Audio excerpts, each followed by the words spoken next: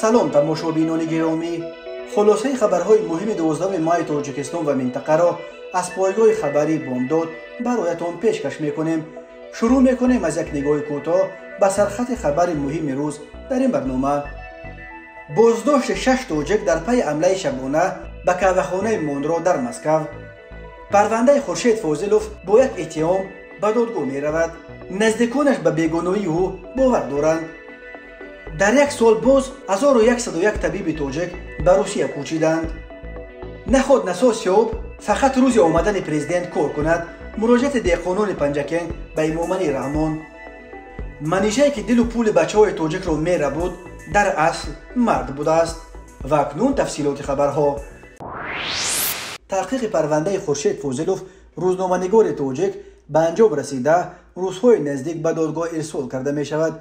نزدیکانش به بیگناهی او باور دارند و انتظار بررسی عادلانه پرونده می باشند. دلفروز صمدوف وکیل دفاع خورشید فاضلوف از انجام تحقیق پرونده این روزنامه‌نگار خبر داد، ولی روز دقیق ارسال پرونده را به دادگاه نگفت. او افزود با خورشید فاضلوف با موادهای پرونده شناخته شدند و پرونده با ماده 307 علاوه 3 قسم 2 کودکس جنایتی همکاری با حزب و حرکت‌های فعالیتشان در تاجیکستان ممنوع به دادگاه ارسال می شود. خود خورشید فاضلوف عضویت در همه سازمان‌های ممنوع را رد کرده گفته است که او را مجبور کردند ضد خود گواهی دهد و خود را گناهکار حسابد. نزدیکان خورشید فاضلوف هم باور دارند که او بیگناه است و انتظار بررسی عادلانه پروندهش از سوی دادگاهند. یکی از نزدیکان او در صحبت با آزیا پلوس گفت آنها به عنوان امامعلی رحمان رئیس جمهوری تاجیکستان نیز نامه نوشته خواستار بررسی عادلانه پرونده شدند. روز 5 مای از دستگاه اجرایی پرزیدنت پاسخ آمد.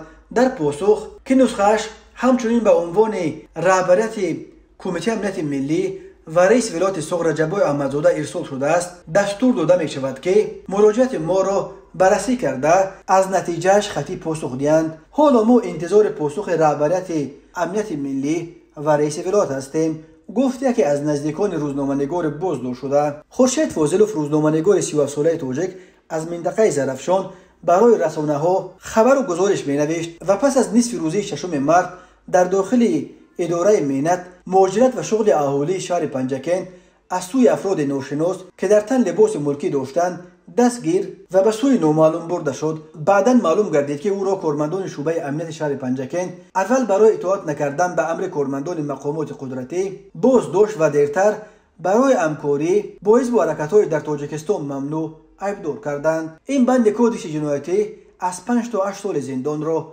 پیش بینی می کند. در پی این چند سازمان دفاع از روزنامه‌نگاران از جمله 2 مرتبه کمیته دفاع از روزنامه‌نگاران با پخش اظهارات از مقامات تاجیکستان خواستند که این روزنامه‌نگار را رها کرده به تعقیب خبرنگاران خاتمه دهند.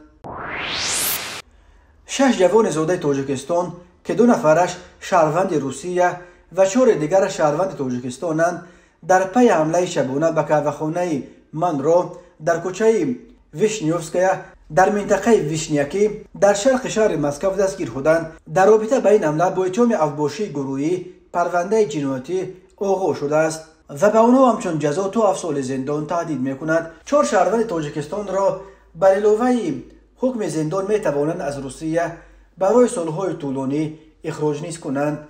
ایرینا ولک نماینده وزارت کارهای داخلی روسیه گفت در رابطه با کردار افباشانه در قهوه‌خانه واقع در کوچه ویشنیوفسکایا در شهر مسکو از جانب شعبه تفتیشاتی افزای مأموری شرقی بر اساس قسم 2 ماده 213 کودکس جنایتی روسیه با اتهام افباشی پرونده جنایتی آغاز کرده شده است.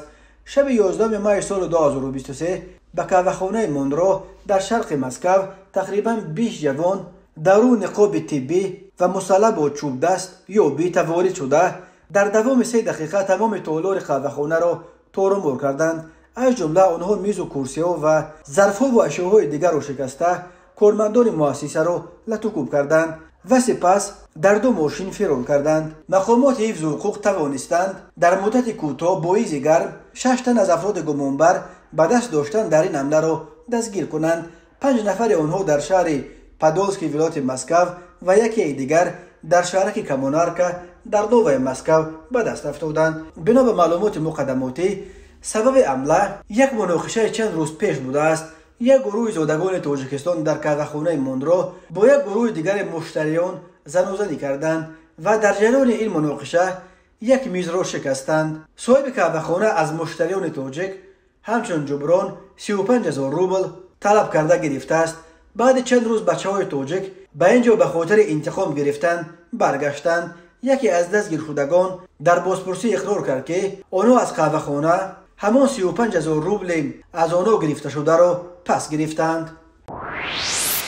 بنا به آمار رسمی روزدروبنادزور که روز 11 مای سال 2023 در نشریه رسمی این اداره ویسنیک روزدروبنادزور نشر شد، سال 2022 در عموم 5303 متخصص خارجی از جمله 1107 طبیب و داروساز و همشیره شفقت از تاجیکستان به روزدروبنادزور برای تصدیق دیپلم‌های طبیشان مراجعت کردند.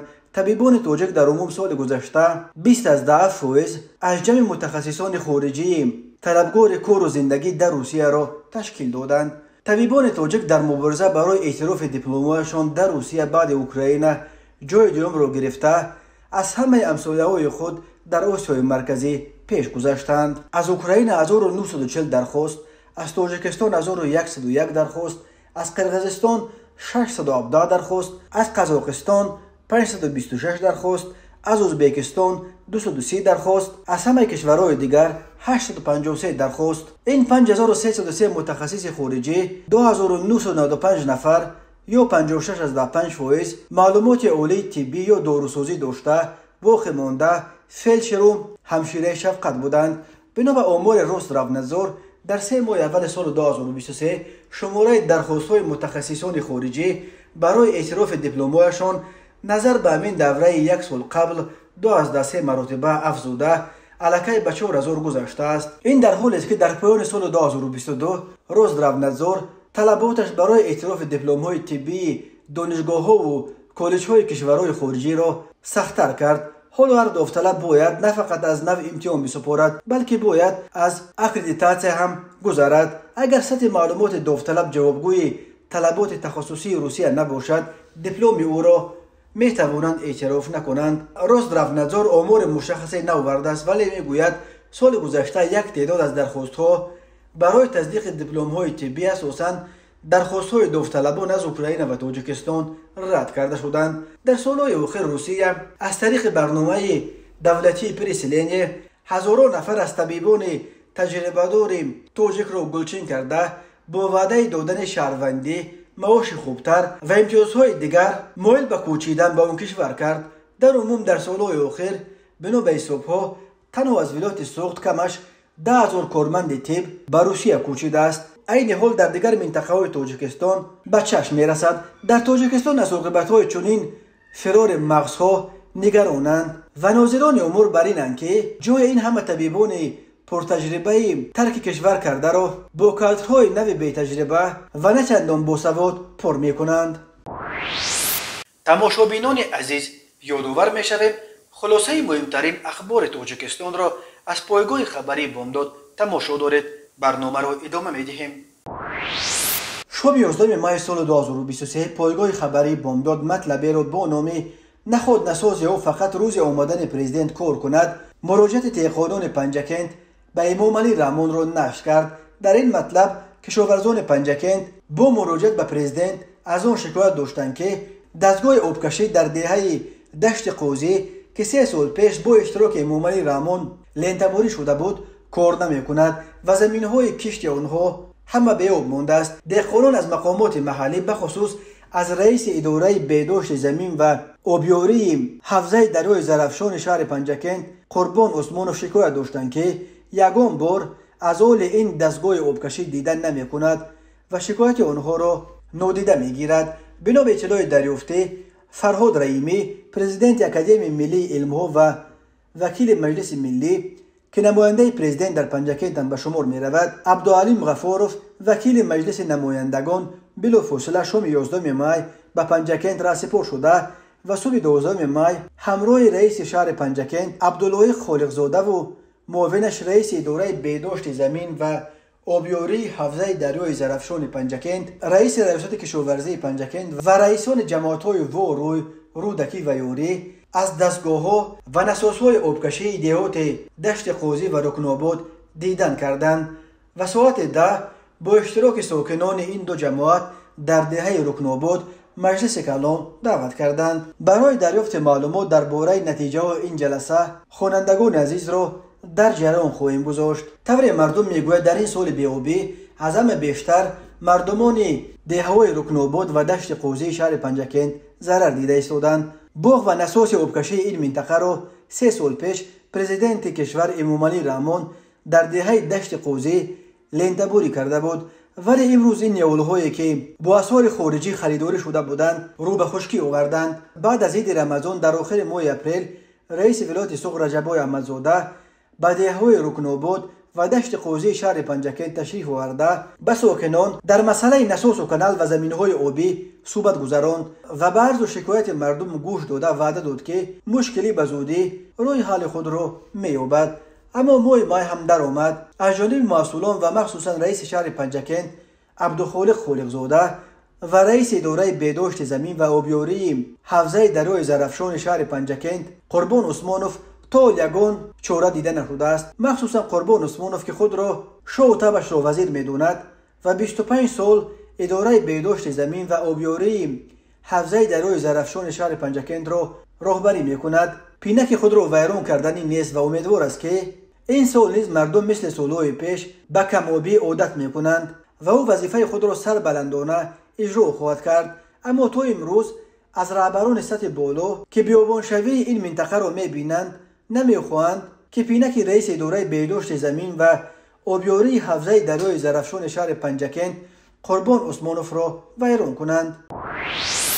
ریاست کارهای داخلی شهر دوشنبه شام 11 ماه سال 2023 خبر داد که زیادالله حاجیف ساکن 29 ساله کوچه اسپیچک را برای در شبکه‌های اجتماعی نشر کردن ویدیو پرتوف‌های در نزد بنای بلند آشیانه در کوچه اسپیچک M10 به 7 شبانه روز حبس مأموری محکوم کردند. میلیس پایتخت تاجیکستان ادعا دارد که حاجیف خودش 7 خلطه پرتو را آورده مخصوص در نزد بنا پرتافته است و آنها را به نوار گرفته، سپس با مقصد گویا مراجعت به مردم و سهم گذاشتن به تازگی و آبادی در اینترنت نشر کرده است که این به گفته مقامات میلیسیا باعث نادرست تصویر یافتن حالت واقعی گردیده است. میلیسیا میگوید این حالت به دوربین ویدیو کامراهای نظارتی افتاده است. سنجیدن این فرضیه توسط منابع دیگر هنوز میسر نشده است، ولی ریاست کارهای داخلی دوشنبه در اطلاعیه‌اش همزمان وجود مشکل نقطه جمع‌آوری پرتو در کوچه اسپیچک را تصدیق می‌کند و می‌نویسد در اساس مراجعت ساکنان بناهای بلند و شانه کوچه اسپیچک از جانب نمایندگان مقامات اجرایی حکومت دولتی نویه سینا و کارمندان میلیسیا با مقصد تامین نقطه علاوگی پرتوگاه و پیشگیری حالت‌های در جای‌های نامعین گذاشتن پرتوهای معیشی، گروه کاری سازمان داده شده مشکلات ساکنان برطرف و به طور علاوگی نقطه پرتوها به زودی تامین کرده خواهند شد. ساکن حبس شده و نزدیکانش برای شرح این ماجرا دسترس نیستند، ولی بنا به فرضیه ریاست کارهای داخلی شهروند حاجیف زیادالله سال تولدش 1994 استقامت کننده شهر دوشنبه نویه سینا در دایره مراجعت شهروندان برای در جای نامعین شده گذاشتن پرتو و ویران نمودن ترتیبات جمعیتی بازداشت گردید. گفته می شود در اطلاعیه مرکز مطبوعات وزارت کارهای داخلی تاجیکستان در شماره نوبتی برنامه اخبار وزارت کارهای داخلی از آشکار شدن یک حالت غیر عادی فریب شهروندان خبر داد. بنا به این گزارش که شام 2 ماه سال 2023 نشر شد، شهروند کریموف انس اسلاموویچ سال تولدش 1990 ساکن نویه تیمورملیک ولایت ختلان در شبکه اجتماعی ادنکلاسنیکی با نام زنانه منیژه کمالووا صحیفه باز کرده به جوانان جنسشان مرد شناسایی برقرار میکرد و در پی به دست آوردن عکس‌ها و دیگر معلومات محرمانه درباره حیات شخصی آنها به تماجویی دست میزد. اکثر قربانیان تماجویی‌های این منیژه مهاجران تاجیک در روسیه بودند. خود منیژه کمالووا در گزارش نشر شده اعمال خود را چنین نقل کرد: در شبکه اجتماعی ادنکلاسنی که به نام منیژه کمالووا صحیفه دارم برای فریب خود را دختر گرفته از مردمی که در غریبی‌اند و به من می نوشتند سو می کندم. آنهایی که پول نمی دادند به نامشان در ادنکلاستی که صحیفه می کشودم و یک گلوبای می نوشتم از نامشان. بعد به آنها زنگ می زدم و می گفتم که 500 روبل یا 1000 یا 2000 روبل به کارت من گذرانید. من این صحیفه به نام شما را پاک می کنم. وزارت کارهای داخله گفت کردار نوجوان مردانه انس کریموف در اساس مراجعت شهروندان جبر دیده از جانب کارمندان شعبه مبارزه با جنایت‌های متشکلانه ولایت قتلان آشکار کرده شده به ضد او پرونده جنایتی گشوده شده است و این ساکن تیمور ملیک اکنون بر اساس ماده 250 کودکس جنایتی تاجیکستان برای تماجویی با تهدید نشر معلومات بی‌ابرو کننده همچون جزا از 5 تا 10 سال زندان تهدید می‌کند. ولی از همه جزای سخت برای او لقب منیژه است که دیگر یک عمر خود را از این داغ ننگین تازه کرده نمیتواند. روز 2 ماه سال 2023 در نویه لخش در وادی رشت در شرق تاجیکستان یک خرس به چاروای مردم حمله آورده 47 سر چاروای خرد را که به ساکنان دهه کاروانگذر جماعت دیهات نورافشان تعلق داشت درآنده نابود کرده است. کمیته حالتهای فوق‌العاده تاجیکستان روز 12 ماه خبر داد که این حادثه به سبب خنک نظری چوپان رخ داده است و در نتیجه خرس درنده وارد عاقل شده چاروا را از بین برده است. تفصیلات دیگر حادثه نشر نشده است. درباره سرنوشت خرسی که 10 سر چاروای مردم را نابود کرد نیز چیزی گفته نشده است. هر سال در تاجیکستان موردهای زیادی به چاروای مردم حمله کردن و آنها را درآنده نابود کردن حیوانات وحشی اساساً گرگان، خرس‌ها و گاگان بب‌های برفی رخ می‌دهند. اکثر این حمله ها در مناطق کوهستان در چراگاه‌ها رخ می‌دهند ولی حالت‌های نیز است که حیوانات وحشی در جستجوی غذا از کوه‌ها پایان می‌فرآیند و وارد دهه‌های کوهستان شده به چاروای مردم در داخل عاقل حمله می‌آورند. به شعبه وزارت کارهای داخلی یک در نویه فردوسی با عریضه مرد 47 ساله ساکن نویه مذکور مراجعت نموده است که 22 نوامبر سال 2022 شبانه شخصان نامعلوم با رای پنهانی وارد خانه استقامتی شده از آنجا 6 عدد چاروای میده شاخدار و دزدیده از جای حادثه غیب زدند. ضرر رسانیده شده 10500 سامانی را تشکیل می‌دهد. هنگام گذراندن چاره‌بینی‌های اپراتیوی جستجویی از جانب کارمندان میلیسیا معاین کرده شد که این جنایت مذکور را مرد 29 ساله ساکن همین ناحیه با همراهی رفیقش رستم نام شخص صادر نمودند. این چنین به شعبه وزارت کارهای داخلی یک در نویه فردوسی عریضه زن 43 ساله ساکن نویه مذکور وارد گردیده است که 2 ژانویه سال 2023 تخمین ساعت 2:00 شخصان نامعلوم با رای پنهانی وارد خانه استقامتی شده از آنجا جواهرات گوناگون طلایی و 500 سامانی را دزدیده از جای حادثه غیب زدند. ضرر رسانیده شده 35000 سامانی را تشکیل می‌دهد. هنگام گذراندن چاره‌بینی‌های اپراتیوی جستجویی از جانب کارمندان میلیسیا مرد 36 ساله ساکن نویه ورزاب با گمان صادر نمودن جنایت دزدی دستگیر کرده شد. به شعبه وزارت کارهای داخله در نویه فردوسی با عریضه مرد 34 ساله ساکن نویه مذکور مراجعت نموده است که ماه آگوست سال 2022 مرد 37 ساله ساکن همین نویه با رای فریب به باوریش در آمده از او 70000 سامانی گرفته وعده داده است که در مدت کوتاه برمیگرداند، اما نامبرده وعده‌اش را اجرا نکرده مبلغ گرفته‌اش را تا حال برنگردانیده است. از روی حادثه‌های مذکور تفتیشات ادامه دارد. تماشابینان عزیز و گرامی، این بود مرور به خلاصه چند خبر مهم امروز تاجیکستان.